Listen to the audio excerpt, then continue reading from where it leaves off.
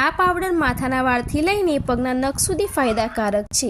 જો શરીરમાં કેલ્શિયમની કમી છે કે વિટામિન ડીની કમી હોય કે હાડકામાં દુખાવો હોય તો આ પાવડર રામબાણ છે. ઘરમાં નાના બાળકોથી લઈને વૃદ્ધો સુધી પણ આ પાવડર આરામથી દૂધમાં લઈ શકે છે. તેને બનાવવા માટે આપણે એક કડાઈ લઈ લઈશું અને તેને એકદમ સ્લો આંચ ઉપર રાખશું. તેમાં 2 કપ જેટલા મખાણા લેવાના છે.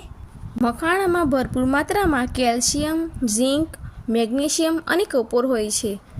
વાળની હેલ્થ માટે મખાણા ખૂબ જ પૌષ્ટિક છે. આમાં એન્ટીએજિંગ તત્વો હોય છે જે વૃદ્ધત્વ અટકાવે છે. આ ખાવાથી સુગર કંટ્રોલમાં રહે છે અને પાચનની સમસ્યા પણ દૂર થાય છે. મખાણામાં કેલ્શિયમ વધુ માત્રામાં હોવાથી ઘૂંટણના દુખાવામાં રાહત મળે છે.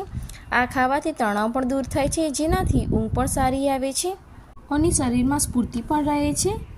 મખાણા વેઇટ લોસમાં પણ મદદ કરે છે.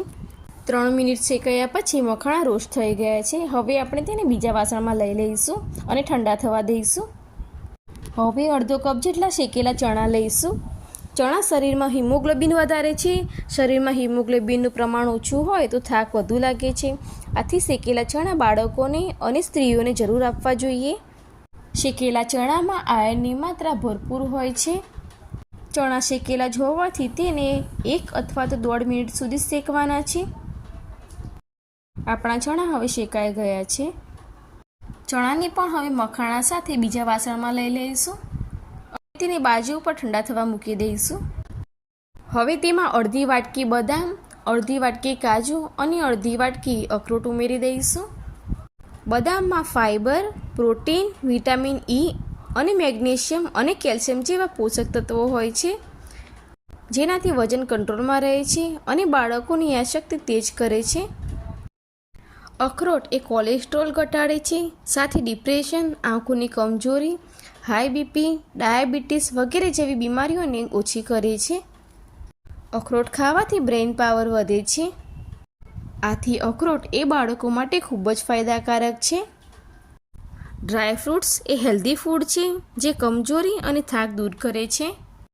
ડ્રાયફ્રૂટ્સ ખાવાથી વાળ અને સ્કિનના રોગો મટે છે અને રોગપ્રતિકારક શક્તિ પણ વધારે છે.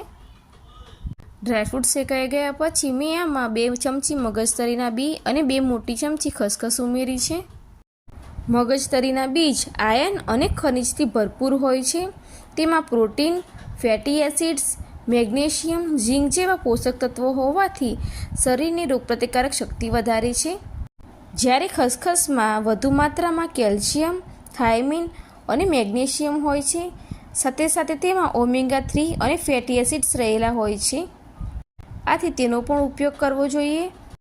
હવે 1-1.5 મિનિટ પછી શેકાયા પછી ખસખસ ફૂટવા લાગે એટલે તેને આપણે ડ્રાય રોસ્ટ કરેલા મખાણાની થાળીમાં કાઢી લઈશું. હવે આ બધું બરાબર રોસ્ટ થઈ ગયું છે અને ગરમ છે, એથી એને ઠંડુ પડવા દઈશું.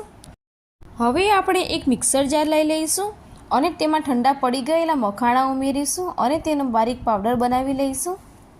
તમે જોઈ શકો છો કે મખાણા એકદમ સરસ એવા પીસાઈ ગયા છે.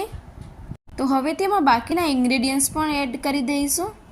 તો તેમાં કાજુ, બદામ, અખરોટ, ચણા, ખસખસ અને મગજતરીના બીને પણ આમાં એડ કરી દઈશું અને પીસી લઈશું. તો તમે જોઈ શકો છો કે આપણા ઇન્ગ્રેડિયન્ટ્સ હવે બરાબર મિક્સ થઈ ગયા છે અને પાવડર પણ ખૂબ જ સારો એવો બારીક બન્યો છે. હવે તેને થોડું ગળ્યું બનાવવા માટે તેમાં 1/4 કપ જેટલી મિશ્રી એડ કરી દઈશું. મિશ્રી આપણા હિમોગ્લોબિન લેવલને વધારે છે અને તેની તાસીર ઠંડી હોવાથી હાથ પગની બળતરા પણ શાંત કરે છે. તેને પણ મિક્સર જારમાં એકદમ બારીક પીસી લેવાનું છે.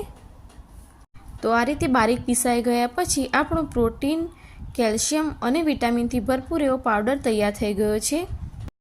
આ પાવડર ઘરમાં નાના બાળકોથી લઈને વૃદ્ધો સુધી અને સ્ત્રીઓ પણ આ પાવડર લઈ શકે છે. પીસાઈ ગયા પછી તેને એકદમ સાફ એરટાઇટ કન્ટેનરમાં ભરી લેવાનું છે. જો તમે લાંબા સમય સુધી આને સ્ટોર કરવાના હોય તો ફ્રીજમાં રાખી શકો છો. આ પાવડર 1 થી 1.5 મહિના સુધી બહાર રાખી શકાય છે. તો હવે આપણું કેલ્શિયમ અને વિટામિનથી ભરપૂર પાવડર બનીને રેડી છે. હવે આપણે એક પેન લઈ લઈશું અને તેમાં 1 મોટો ગ્લાસ જેટલું દૂધ લઈ લઈશું. દૂધ થોડું નવશેકું ગરમ થાય એટલે તેમાં 2 ચમચી જેટલો પ્રોટીન પાવડર એડ કરી દેવાનો છે અને તેને બરાબર મિક્સ કરી દઈશું. આ રીતે હલાવીને મિક્સ કરવાથી આપણે જે પાવડરમાં મિશ્રી એડ કરી છે તે પણ દૂધમાં બરાબર ઓગળી જશે. હવે આ ગરમ દૂધને સર્વિંગ ગ્લાસમાં રેડીને સર્વ કરી દઈશું. તો આ પાવડર ખૂબ જ હેલ્ધી છે. આ પાવડર તમે ઘરે પણ બનાવી શકો છો. આ પાવડર એકદમ હેલ્ધી અને સાથે ટેસ્ટી પણ છે.